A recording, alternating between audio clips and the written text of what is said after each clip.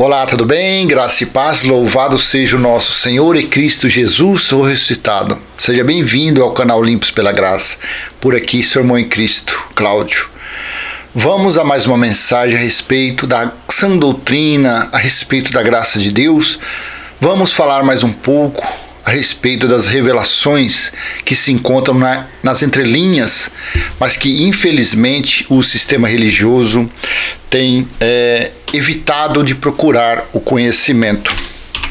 Vou colocar mais um versículo aqui que eu lembrei dessa mensagem.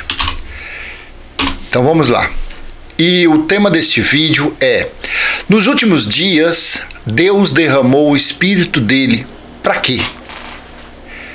Para que Deus derramou o Espírito dele, como está profetizado em Joel, como Pedro disse em Atos 2? Qual foi o sentido? Ainda haverá os últimos dias? Ainda ocorrerá os últimos dias? Porque assim as pessoas têm colocado num comentário a meu respeito. Está escrito que nos últimos dias surgiriam falsos profetas, falsos mestres, me chamando de falso mestre, falso profeta. Glória a Deus, Jesus, Yeshua, Paulo, os discípulos foram chamados assim também pelos religiosos. Não muda nada, só muda a época, só muda o endereço.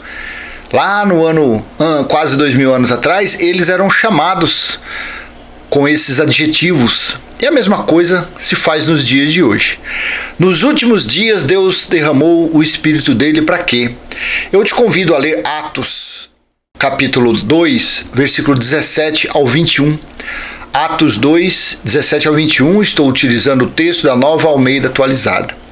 Assim disse Pedro, no versículo 17: e acontecerá nos últimos dias, diz Deus, que derramarei o meu Espírito sobre toda a humanidade.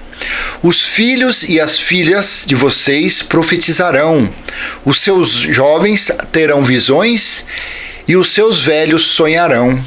Versículo 18: até sobre os meus servos e sobre as minhas servas derramarei o meu Espírito naqueles dias e profetizarão. Olha, é importante, naqueles dias, procure entender. 19: mostrarei prodígios em cima no céu e sinais embaixo na terra: sangue, fogo e nuvens de fumaça. Essas três situações, esses três fenômenos ocorreram dentro dos muros de Jerusalém. Versículo 20: o sol se transformará em trevas, a lua em sangue, antes que venha um grande e glorioso dia do Senhor. Olha o versículo 20. O sol se transformará em trevas e a lua em sangue, antes que venha o grande e glorioso dia do Senhor. E versículo 21. E acontecerá que todo aquele que invocar o nome do Senhor será salvo. Amém? Veja que interessante aqui. Então Deus disse, Yahweh, Elohim, o Criador, o Senhor, que é o Espírito, disse através do profeta Joel. E Pedro tirou dos escritos de Joel para falar. Quando houve o quê? O dia de Pentecostes, quando caiu sobre eles cerca de 120 pessoas, como línguas de fogo, uma parábola, uma figura de linguagem, o Espírito Santo sobre eles. E eles começaram a profetizar e a falarem línguas estranhas, idiomas, glossa. E pessoas de outras nacionalidades que estavam na parte externa ali daquele local entendiam Pedro e os outros falando na língua deles. Porque dons de línguas sempre foram idiomas. Falando das grandezas de Deus, das maravilhas, falando do juízo de Deus, avisando, anunciando o reino de Deus. E afinal de contas, para que foi dado por que Deus derramou? Porque eram os últimos dias. Porque era o final dos tempos. Porque estava chegando, já estava às portas, o juiz para julgar os israelitas. Porque estava às portas o dia do Senhor. Porque assim está escrito. Veja, o que João disse na ilha de Patmos. Apocalipse capítulo 1, versículo 10. Achei-me no Espírito, no dia do Senhor, e ouvi atrás de mim uma voz forte como de trombeta. Então, como nós lemos em Atos capítulo 2, no versículo 20, o sol se transformará em trevas. O que sol aqui que estava falando? Era uma parábola, era uma metáfora para quê?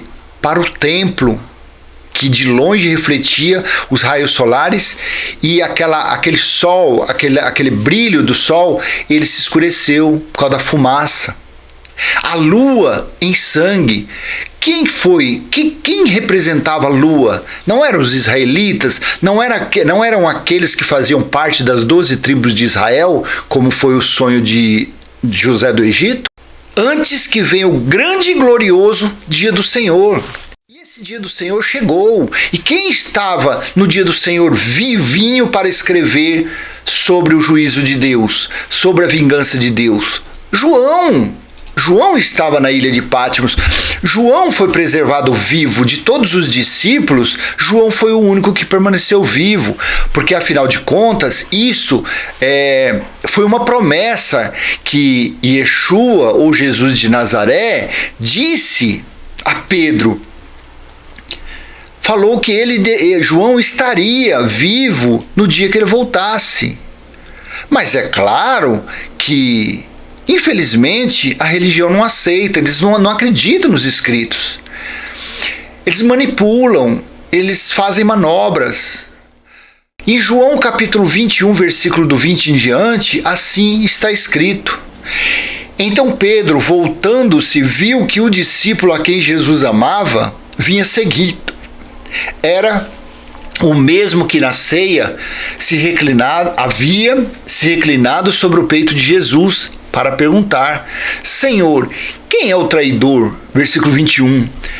Ao vê-lo, Pedro perguntou a Jesus: e quanto a este? Ou seja, Senhor, e quanto a este que está nos seguindo, João, o apóstolo do amor? No versículo 22 de João 21, Jesus respondeu: se eu quero que ele permaneça até que eu venha, o que você tem com isso? Quanto a você, siga-me. E no versículo 23, então se espalhou entre os irmãos a notícia de que aquele discípulo não morreria. Ora, Jesus não tinha dito que tal discípulo não morreria, mas se eu quero que ele permaneça até que eu venha, o que você tem com isso? Eu te pergunto, para você que já tem a mente esclarecida de Cristo, tem alguma dúvida? Paira a mínima dúvida que João foi mantido vivo para escrever o livro do Apocalipse? Para escrever os acontecimentos do dia do Senhor? Está difícil o entendimento desses escritos? E está difícil para você o porquê o profeta Joel, Deus falou pela boca do profeta Joel, que nos últimos dias ele derramaria do Espírito dele sobre as pessoas? Nos últimos dias. E esses dias se deram do ano 33, na verdade, quando Jesus veio. Porque, na verdade, Jesus e Yeshua já veio para dar início ao juízo. Na verdade, ele já convocou na transfiguração, lá em Mateus 17, na transfiguração, já as duas testemunhas já se faziam presente ali, que foi Elias e Moisés, a lei e os profetas. Porque perante a lei de Moisés, para ter um julgamento, para ter uma sentença, havia necessidade de, no mínimo, duas testemunhas. E quem foram as testemunhas? Em Apocalipse capítulo 11, e que disse também no Monte da Transfiguração, Moisés e Elias. Por isso que houve aquela reunião. Porque o juízo já tinha começado.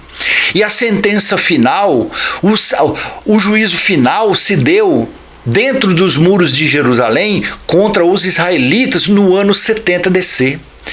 No ano 70 DC. Por isso que foi dito aquilo. Por isso que Pedro usou as palavras, os ditos lá em Joel 2, para dizer a mesma coisa em Atos 2, quando houve a manifestação do Espírito Santo, que eles começaram a profetizar e falar idiomas.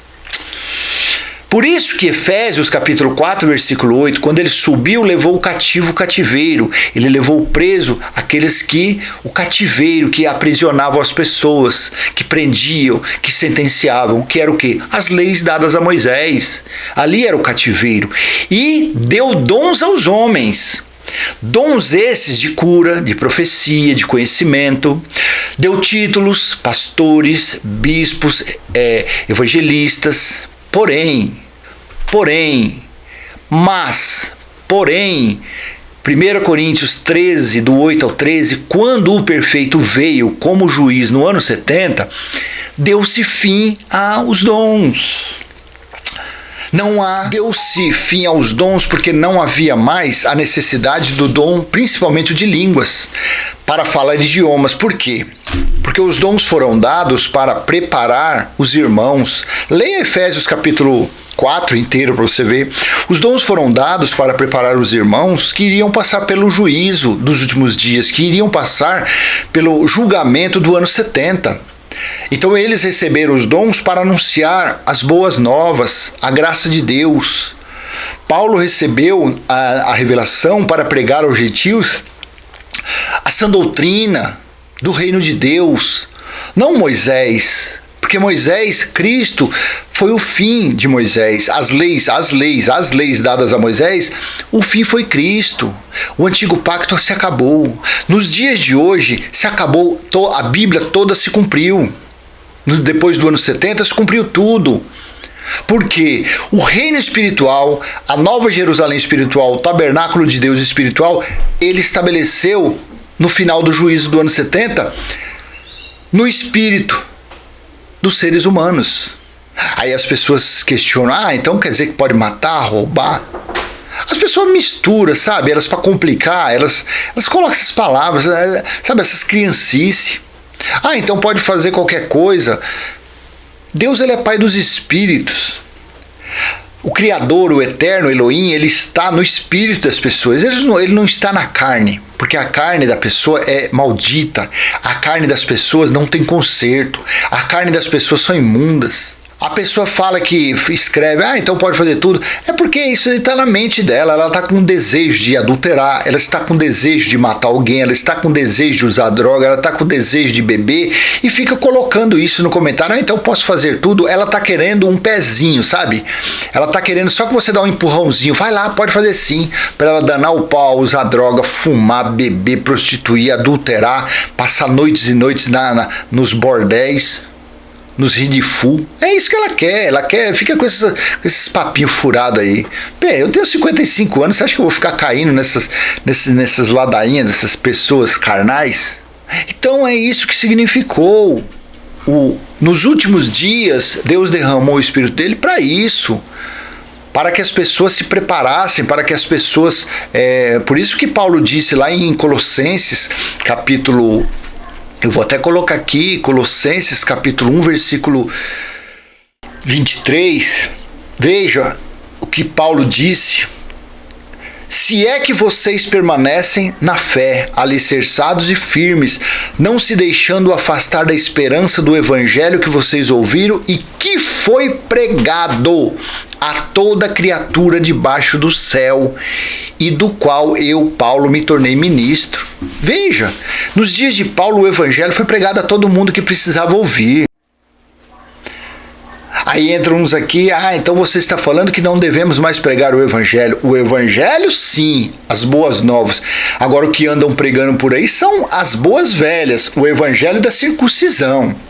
O que andam por aí falando é de Moisés, é aplicando as maldições, colocando jugo, fardo pesados das leis dadas a Moisés nos ombros dos filhos e eleitos de Deus, e mantendo-os como escravos, como servos, para enriquecimento desses ditos pastores, desses ditos mestres, que na verdade são ladrões, mercenários e mentirosos. Então não existe mais esse negócio de pastor, bispo, acabou. Isso, o fim foi quando o perfeito veio no ano 70 e deu fim a tudo isso. Amém? Então eu vou deixar com você essa mensagem. Espero ter sido útil de alguma forma. E se foi, dê um joinha, compartilhe, Se você não é inscrito, se inscreva no canal. Vamos adiante, levando a graça, levando o conhecimento da sã doutrina. Um vídeo dá poucos minutos, outro vídeo dá um pouco mais, tenha paciência. Aquele vídeo que você não tiver muita paciência de assistir, fracione ele, assista 5 minutos, depois mais 5, depois mais 5. Quando você vê, você assistiu o vídeo inteirinho. Amém? A oração do Pai Nosso, da graça de Deus. Pai Nosso que está em nós, santificado já foi o nosso espírito, e está em nosso espírito o teu reino, e já foi feito a tua vontade, assim na terra como no céu. Tudo foi feito, tudo foi realizado, tudo foi cumprido. Apocalipse capítulo 21, versículo 6. Tudo está feito. No ano 70, não sobrou mais nada para pastor, para padre, para bispo, para líder religioso, para teólogo, para mim, para irmão Geraldo, não sobrou mais nada. O que nós temos que desfrutar, o que nós temos que aproveitar é o Evangelho eterno. Apocalipse capítulo 14, versículo 6. Este sim foi estabelecido. A justiça eterna foi estabelecida. Daniel 9, versículo 26 e 27. Amém? Desfrute isso, desfrute do Senhor, do Elohim, de Elohim, do Criador, de Yahweh, o nome que você quiser. Ele é o Espírito. Então desfrute dele em seu espírito. E seja feliz, seja cheio de graça, de paz, de amor e das provisões do Criador. Amém? Graça e paz, até a próxima. Tchau, tchau.